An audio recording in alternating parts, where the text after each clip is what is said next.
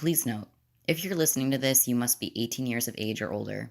This podcast contains adult themes and may include descriptions that listeners could find offensive. Thank you. The great art of life is sensation, to feel that we exist, even in pain. Lord Byron.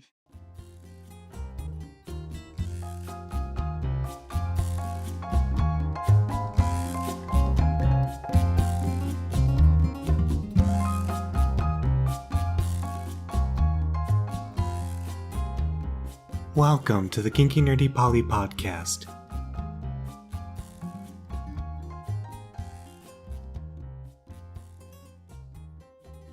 Hey, this is G. And this is M. And this is the KinkyNerdyPoly Podcast. Oh, this is different. This is not our usual intro. It's not? Nope. Because you already have in a little welcome to the KinkyNerdyPoly Podcast. And then we do, hello, this is M, this is G. And then we say, and this is episode 45. That's normally how we do the intro. Okay. I don't have a script, so I just kind of free flow it, improv it.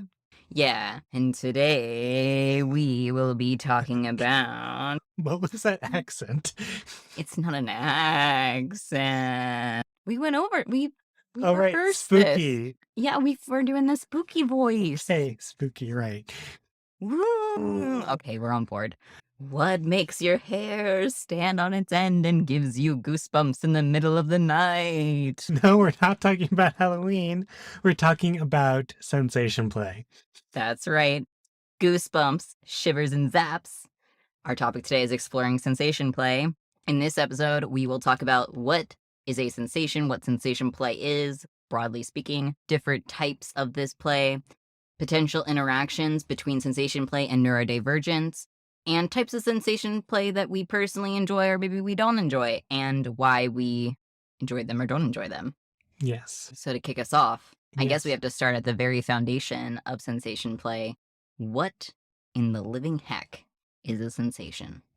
Going for the deep philosophical questions right off the bat, huh? But without getting too deep into the philosophy, I'd say a sensation is just sort of our mind receiving stimuli from our body from various senses, such as touch, sight, sound, smell, taste, and so forth.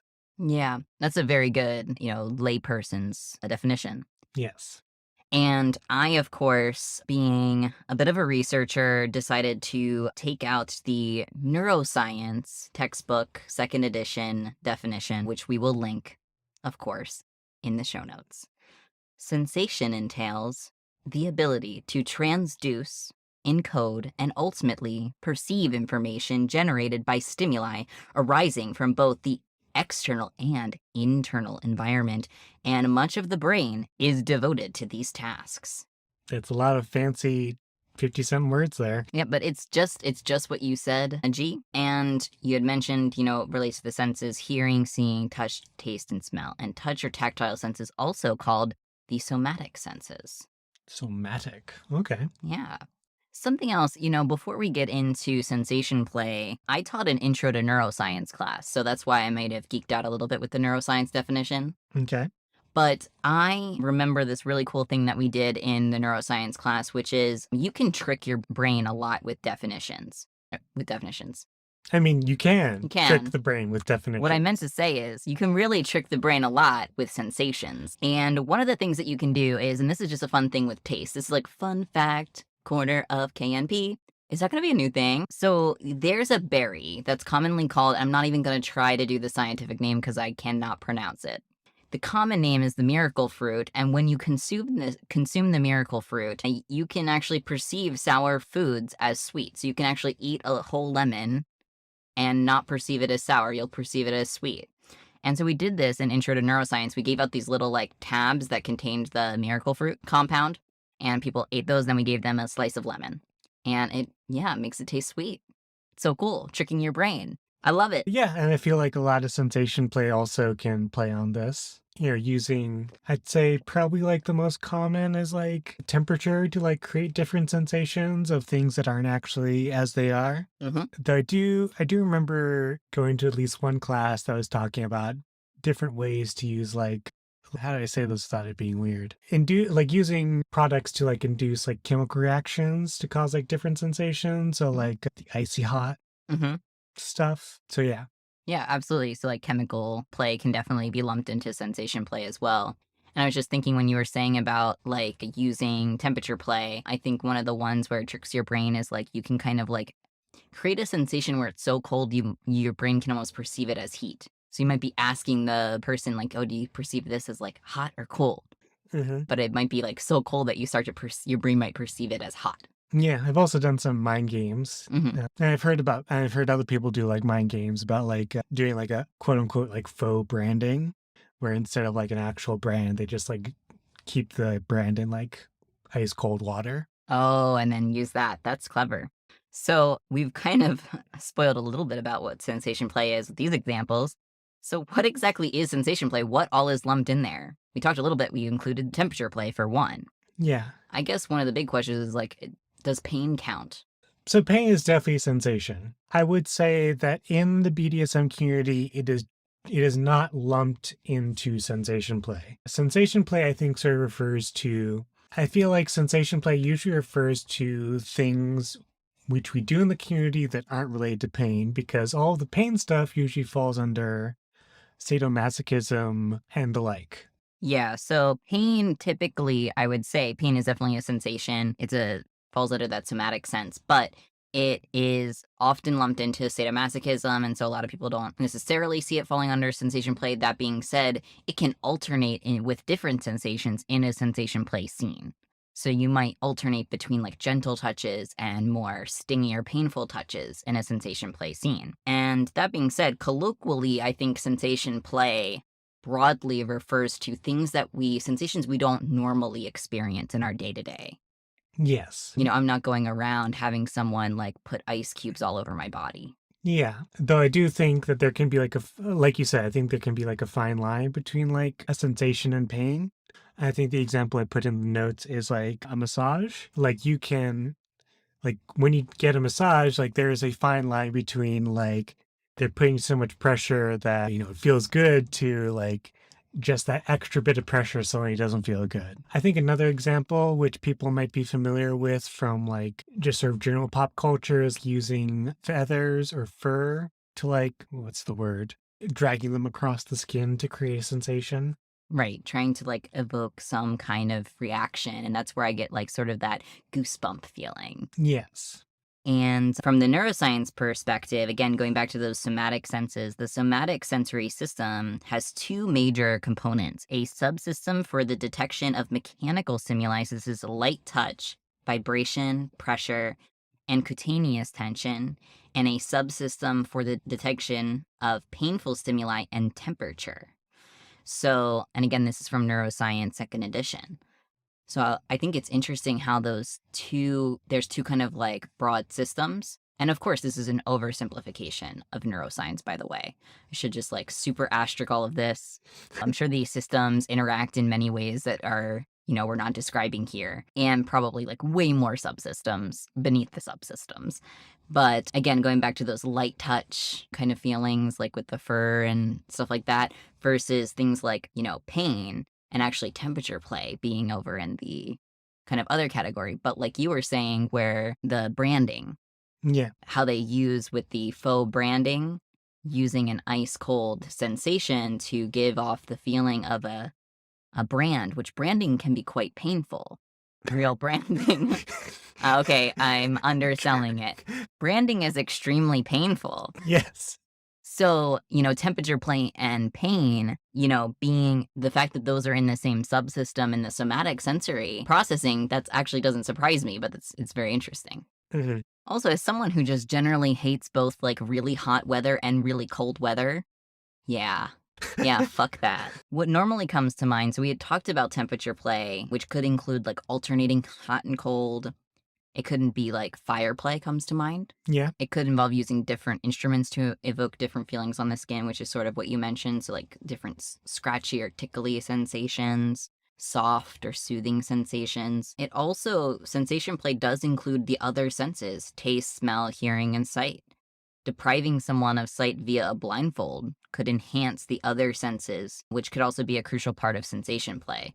So, do you tend to incorporate blindfolds into your play, G? I do have, well, I used to have a blindfold. I think the blindfold, like the fastener kind of gave out. I used to keep a blindfold in my toy box on the regular, just because, one, it can be nice to like heighten sensations, but also it's just, I think like when you're at like a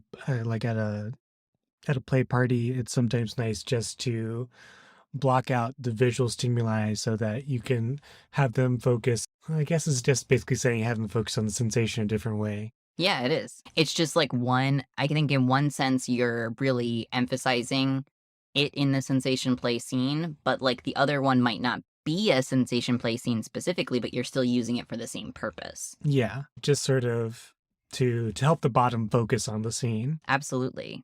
So in addition to the visual aspect, there's also things like, using sounds, like whispering in someone's ear can easily be part of a sensation play scene. And some people get those goosebumps and shivers from sounds. Like that makes me think of people who are susceptible to ASMR, for example. Yeah. And then when it comes to like tastes, feeding someone, different things, salty, sour, sweet, things like that can also be a part of sensation play. But I think for the majority of this episode, we will probably be focusing more on the somatic elements. Yeah, I think this is the stuff you'd probably most commonly see like at a 101 night. And for those listeners who don't know what a 101 night is, what is a 101 night? A 101 night. Thank you for doing the face and the voice. A 101 night is at least in my local area, like at different venues, they usually have one dedicated 101 night where they'll have like different stations set up for different kinds of play so that people who are new to the scene can go try out different things to see what they might like, what they might not like, and then possibly, negotiate with people after I think usually it's usually called like an exploratorium part. And then usually there's like this play party afterwards so that they could possibly meet up with more experienced people to engage in the kinds of play they just experienced.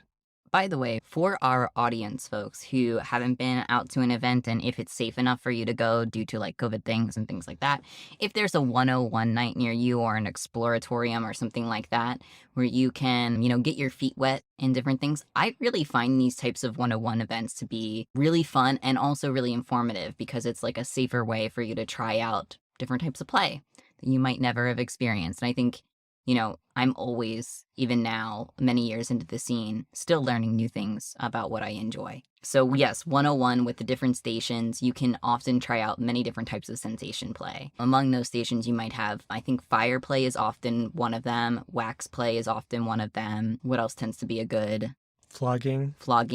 Let's see. Flogging, caning. Needle play sometimes. Needle play feels a bit much for It feels 101, I know, but I've been to some that have had that. Okay. It is a bit much for 101, though. Let's see. At the 101s I went to, there was a violet wand. Oh, yeah. Violet wand is... I'm not sure if that's super common for 101s. Yeah, but I can see how that would be a good one. And spanking. tickling. Oh, tickling is at a 101? Yeah. I was also thinking like spanking. Yeah. Tends to be at a 101. Mm-hmm. So, yeah.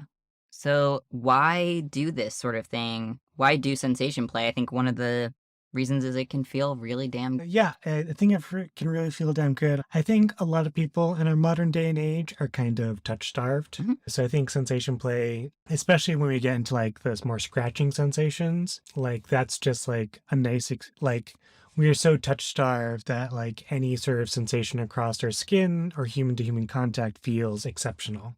Oh, absolutely. And that goes back to, again, like things that we don't experience in our day to day and sensation play. And I often hear that from like even seeing a massage therapist is like my massage therapist will say like, you don't need to touch people very hard during a massage. Just like touching them very lightly sometimes will just make them melt and relax because they just haven't had anybody even just touch them, so gently that just the feeling of someone else being like, there's another human being touching you. Oh, wow, my muscles feel so much better all of a sudden. It's almost like we are, to a degree meant to have like some contact. Yeah. And that's not to say everybody like needs or wants physical touch. but it definitely, for me, can feel very good. I also think people get into sensation play because it does make for a good 101 station at a 101 night. You know, if you're just getting your feet wet and, you know, vlogging might seem extreme to you, even though to most people in the scene, it's kind of a fairly regular thing. So, like, if you're, like, looking at the vlogging station versus looking at somebody who's got, like, a bunch of weird kitsch stuff on their station and be like, hey, do you want me to drag the stuff across your skin? Like, it's easier to, that if that feels like an easier buy-in from somebody who's, like, brand new than, like, going, hey, do you want me to vlog you? Oh yeah, there's a nice like fur thing and there's a nice feather thing over there. Yeah. And there's that scary person with a scary instrument. Yeah, literally used for medieval torture. Yeah. Another reason that you might want to get into sensation play is because you might enjoy how your body or how your partner's body reacts. I know I love seeing how my partners react to various sensations. I top in fireplay and other types of sensation play, including just like, you know, scratching, pinching, massage, things like that. And just, you know, seeing how my partners will react to like light touch and then switching it up and, you know, scratching and pinching and then going back to the light touch. And it's like really fun to see how, you know, my partner's expression will change based on like the pressure that I'm giving them at the time. So that's really fun for me. And then I also like how my own body reacts to those things. What about you? Are you a kind of reaction junkie? Yeah, I'd say, especially when it comes to bottoming, I'm all about the sensation play. I don't really consider myself a masochist. And so I'd say when I bottom, which isn't that often, but when I do bottom, it tends to be like very sort of sensation/pleasure focused. So Lexi, you want to talk about your Violet Wand experience? Yeah, I wanted to talk about my Violet Wand experience with Yuji because this was a very recent experience and I think that it brings together, I think my recent experience with you doing Violet Wand really brings together a lot of what I love about sensation play. Okay. And brings into a segue something else that I wanted to talk about in this episode. We recently went out to the club, the Kink Club, and it was my first time, you know, back in that sort of space since the pandemic. Unfortunately, got there before anybody got there and left before the main crowd got there. So that's nice. And we had our scene, you know, with nobody around. And I had told you that, like, I'm kind of not a masochist and not a physical masochist. And I kind of wanted to go light, start light. And you certainly did start light, and it was like even probably too light. And I like encouraged you to ramp it up a little bit. And you know, well, first of all, wait, we were talking about Violet Wand, but we should probably just go back a little bit. What is Violet Wand? G, please explain it.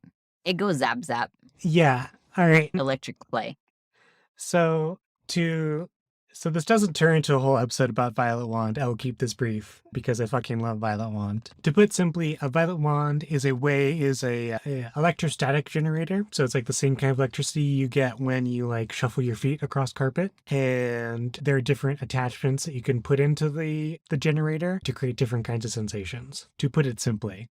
I could really go into like an hour-long conversation about this, but yeah, that's the simple way of putting it. That's the simple one. Well, it is delightful. And I will say my first experience with Violet Wand, like before you, the person who was doing it was not as conscientious as you and kind of went straight for a little bit more rough stuff. Okay. And so that's why I was really cautious with you. And I was like, please be gentle. And, you know, and then you ramped it up and then I really liked it. And I think there was this moment where I was like, oh, I like that. And, like, there was even one that you were like, oh, this one's, do you remember which instrument it was? Because, like, based on the tool that you change out, things can get more intense. Yeah, depending on the surface area and depending on what kind of material it's made out of. Right. I probably switched to something that had, like, maybe a metal attachment, or I think it was maybe the Mylar, like a little Mylar flogger thing. I can't remember. It had a bunch of little metal... Oh, the... Christmas tree Mylar one? Yeah. Okay. Was it the Christmas tree one? Yeah. Yeah, and so this one was very stingy. Yes. It's very stingy. And at first I went, ooh, like it really got me. Yeah. And then you looked at me like, oh, is that too much? Like you were checking in, you were like, based on your reaction, it seems like you're not a fan. But then I just sat with it for a second. I was like, actually, I like it. And I wanted to keep going. Yeah. And I think I even asked you specifically to, like, do it on my feet. Yeah. At some point. And you said a lot of people don't like it on their feet. but I like specifically wanted it on my feet. And something about the electric play component, the zapping. I mean, this sensation was quite almost addictive for me. And I interrupted you and I wanted to talk about it. And I can't explain what it's like, but it's just, and you said it's like scratching an itch you didn't know you had. Yeah, that's kind of how I've always thought about violent wand play, is that, for your entire life, you've had this itch, and it's just like, you don't know any different because it's been with you your entire life.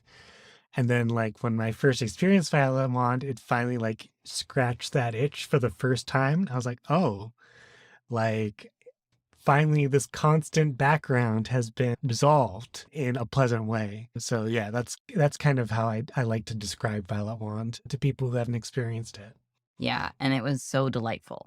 And I really enjoyed it. I thought the whole scene was just really lovely, and that scratching an itch you didn't know you had. I wanted to go into a bit more about my experience and how I thought a lot about how my experience with that and the almost I don't want to say addictive in a negativistic way, but like in that I really enjoyed that sensation. I really wanted more of it and I really felt good afterwards and how it carried with me. I wanted to relate that to neurodivergence. But first, before I get into all of that, G, did you want to talk more about your Violet Wand experience and background? All right. Well, audience folks, buckle in for my TED Talk.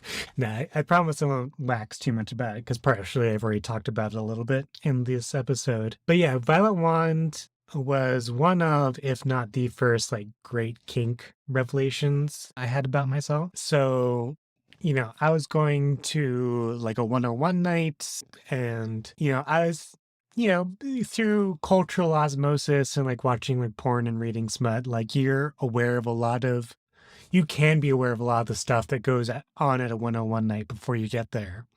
Flogging, spanking, caning, rope tying. Like, I feel like these are all pretty well covered in like both in romance, erotica, porn. But I feel like Violet Wand is very niche. So when I was going to 101 night, I was trying out these different things. And I was like, oh, this is kind of what I was expecting. Like, I got flogged. And I was like, all right, it's kind of like a weird percussive massage on your back, at least the way they were doing it. I know there's different ways you can do it. But I got to the Violet Wand. I had like no idea how is this going to work. And, when I felt that electricity for the first time, I just fell in love with the sensation. Like I said earlier, it's like it scratched an itch that I'd had my whole life that I didn't know I had that itch. And I love to top for it. I love to bottom for it. I like showing people what Violet Wand can be because, again, it's still, even in the BDSM community, it's fairly niche. And I like how I can, Violet Wand was the first toy I ever bought was a Violet Wand. It took a lot of money. And yeah, I love introducing people to Violet Wand. I love being able to dial in sort of the exact kind of scene a person wants. Because with the Violet Wand, you can get a really wide variety of sensations. I mean, this is true, I think, of most forms of play. Like, there's a pretty wide spectrum for all forms of play, but it feels even bigger with Violet Wand because, like, on one end, you can get like light, buzzing, tingling sensation. And then on the other end, you can get like, I feel like my skin is literally being cut right now. Right. And you can dial in like exactly, well, maybe not exactly, but you can dial in pretty closely to like what kind of sensation the bottom wants in the scene. And, once you're dialed in, then the scene can go on for as long as you both can handle it, or until, if you got one kind of Violet Wand, until the Violet Wand overheats, which you shouldn't do that if anybody's listening who has got the Tesla coil Violet Wand. But yeah, I think it's just so much fun to introduce people to it, to dial in the sensation they want. I don't think I've done this with you, but the form of Violet Wand that I like the most is actually using the body contact probe. Yeah, you said, I think you don't, did you say you need to get a new one of those? Yeah, I need to get a new one. Yeah, but I've experienced that before and it's fun. Yeah, so just being able to either electrify yourself or electrify the bottom.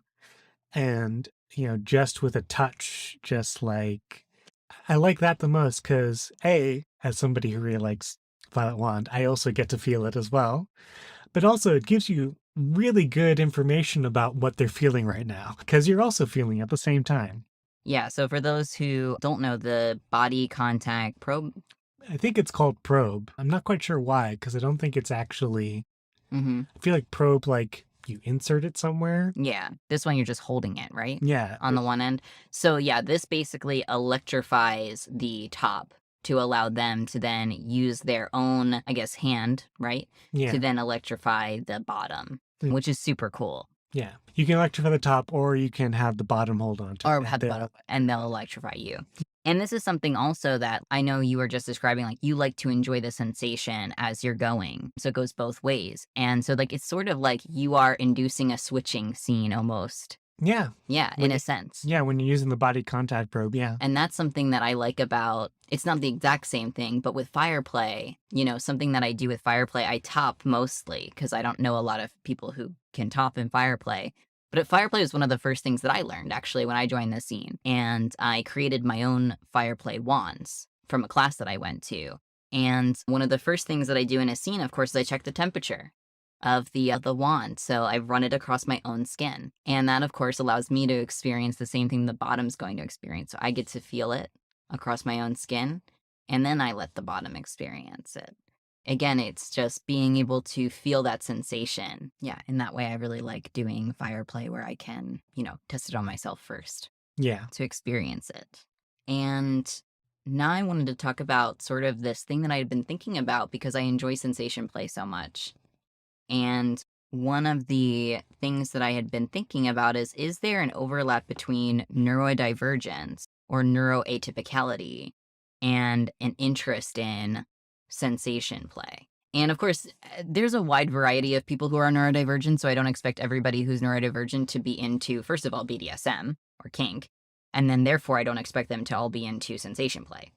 But I was really thinking about it, and I was thinking about, like, there seems to be some principles that overlap with, like, stimming, being sensory seeking, and also being novelty seeking. And so I was sort of diagnosed by way of necessity with ADHD and also identify as autistic.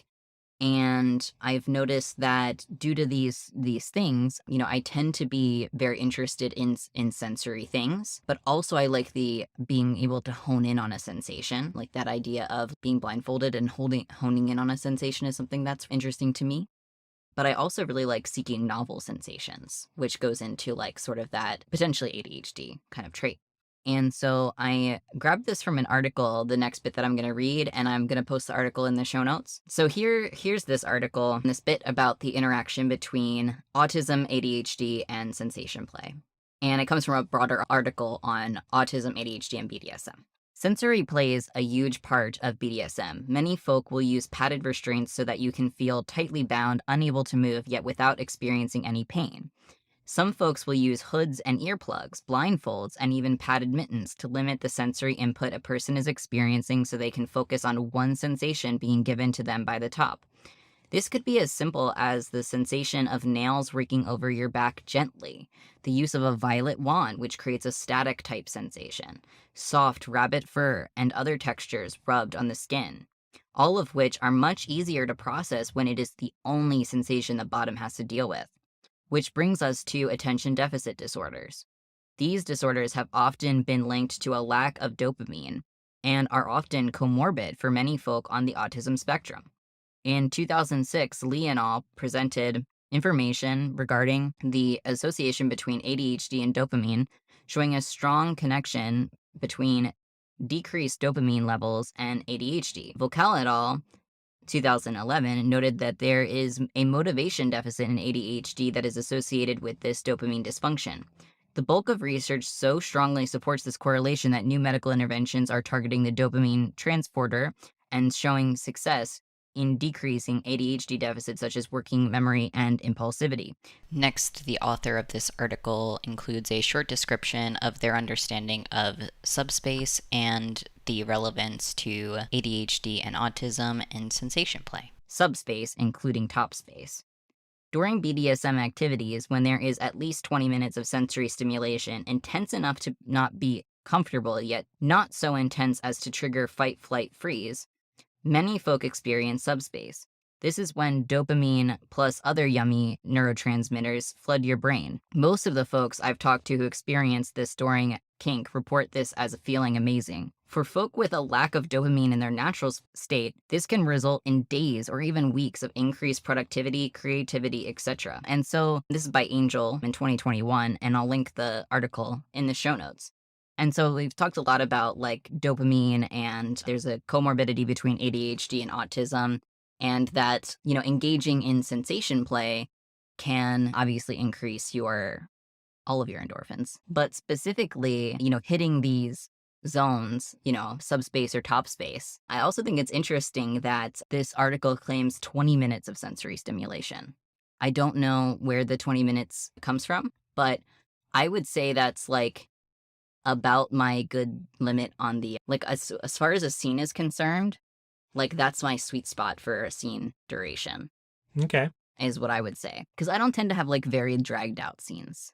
I would say, like, I tend to be on the shorter end, actually, in terms of, like, scene duration. Do you tend to go very, like, long on your scenes? I have been known to go long. Oh, you like going longer? Yeah. Ah, that's true. You do you like it long. What? Just the accent. But you're not going to want it, but like long enough, but intense enough not to be comfortable, yet not so intense to trigger fight, flight, and freeze. Yeah, that's an interesting wording, because I feel like it's possible to drop into subspace just from pleasurable Oh, yeah. feelings. So I'm not quite sure where they're coming up with. It feels like, rather than, what's the wording? Intense to not, it feels like Intense enough to not be comfortable. It feels like instead of saying that, it should be like sensations which are like outside the norm for 20 minutes. Yeah, not that it's not comfortable. Yeah. Yeah, because it could be perfectly comfortable. Yeah. So 20 minutes that are outside the norm would be your proposal. Yeah. And I think that goes back to like when you said the itch that the scratching an itch you didn't know you had. And that's how I felt too. I felt like all of my neurons were like, oh, this is what we waited for. Like, we're all so happy right now. And then that's like very novelty seeking and like very sensory seeking. And afterwards I felt so good. Yeah. And I was like, yes, like something clicked inside of, and I wouldn't even necessarily call that too. Like, I don't know if I would call that subspace that I fell into, but it was certainly a space. Yeah. I mean, I think I tend, when I bomb for scenes, I think I call it subspace just because that's the colloquial term. The colloquial, the BDSM scene. But, as somebody who doesn't really consider themselves to be a sub, I don't feel like it particularly applies to me, but sort of that altered mental state. That's definitely how I felt, in the altered mental state. So one other type of play that we wanted to cover more specifically is wax play. Yeah, so speaking of, one of the things I want to talk about is actually, let's just go into wax play and I'll tie it into our topic about the brain later. So wax play, this is, again, I think a fairly common 101 station that happens because it's fairly easy. Wax play is, as audience folks you might have gathered, is using hot wax, which can either be hot wax from a burning candle, or I think more common at one-on-one nights, usually they have like a slow cooker. Yeah, slow cooker, very common to heat the wax in. Yeah, heat it evenly. So there's a drip hot wax on you, and you can get different kinds of sensations based off like different temperatures of the wax itself, or what the wax material is made out of. Or how high you start out dripping the wax. So the higher up you start dripping the wax, the more it will cool down by the time it gets to the bottom. Yeah. And there's even a sensation element with the wax drying on your skin. So there's even the additional element of like the wax drying on your skin, which provides like an additional sensation. And it looks like you're on note here about the knife. Oh, yes. I wanted to say you can add an additional sensation play effect to a wax play scene that I quite enjoy, which is that you can also use a knife to scrape the wax off. Yeah. However, I also want to talk about the mental component that comes with sensation play. As with a lot of things in BDSM, at least half of it is mental. So I have, as far as I can tell, a somewhat unique reaction to wax play in that, and all the people I've talked to about it, nobody else has said that they felt the same way about it. But basically, when the wax gets on my skin and starts drying or cooling, I get like an itchy sensation from it. And I've tried a couple different times with different waxes at different temperatures, and it's the same all the time. So I assume it's like at least partially a mental thing, that however my brain is interpreting this data, it's interpreting it as itchy. Mm-hmm. And, while I do enjoy the warmth that comes with wax, I can't find myself enjoying the wax play because I know that itching sensation's about to come, which I can't stand. So, I've never been able to enjoy wax play because of that. And, you might find yourself, dear audience folks, in a similar situation with some sensation play, which you thought you might like, but, for whatever reason, mentally you just don't like it. Yeah, that's really interesting. And of course, I'm wondering about some other things. Like there's wax that doesn't even stick to you. Oh, I didn't know that. Yeah, if you use a soy wax candle, soy does not heat above body temperature. So when you pour it on the body, it basically becomes massage oil. So I have a massage candle it's a candle that burns like you would use a wax play candle, but when you pour it on the bottom, you just massage it in. Okay. So that might be something that you would not get itchy from. Yeah. It doesn't harden onto the skin. Okay. I did not realize there was candles like that. Yeah. So you might want to try that. Okay. We already discussed the human touch stuff. So I guess one of the last points that I wanted to bring up is, does it even have to be a real physical sensation to be sensation play? Spoiler alert, it does not. You can create sensations with your mind. Yeah, or you can specifically deprive sensation until the person thinks they feel something. Yeah, absolutely. And one other thing, we thought we would want to potentially discuss tickling. Tickling, yeah. That was one thing we thought we want to talk about, but we want to do a full episode on it, partially because we think it needs to come with its own trigger warning for some people. And also, we'd like to get somebody who's an expert on tickling to come and record with us. Yeah, so be on the lookout for a deep dive into that topic in the future. If you'd like to hear that episode about tickling in the future, or if you like if you like the sensation of this audio reaching your ears, you can support us by donating at the bottom of the show notes. You stole my little call to action, but I guess I'll do mine.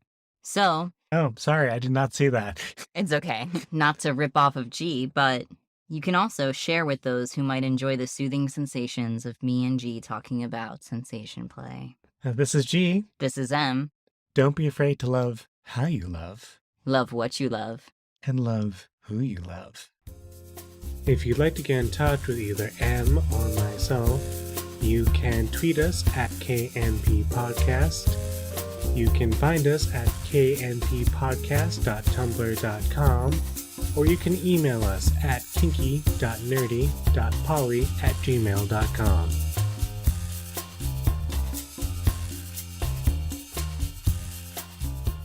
Okay. I went to an AI art generator online to see if I can create a better thing for your person. Yeah. You can't have too many things, but let's see. Maybe mystery hooded woman? Mystery hooded woman doesn't give you octopus. Well, I wanted octopus in there. Wavy black hair that goes slightly past the shoulders, wearing free-flowing clothing and color that matches the environment around them. Yeah, I was trying to get that. Camouflage. Camouflagey.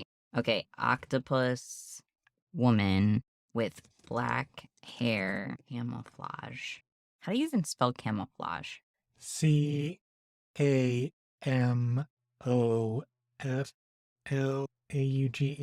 I believe. And now we know, audience folks, neither me nor G know how to spell.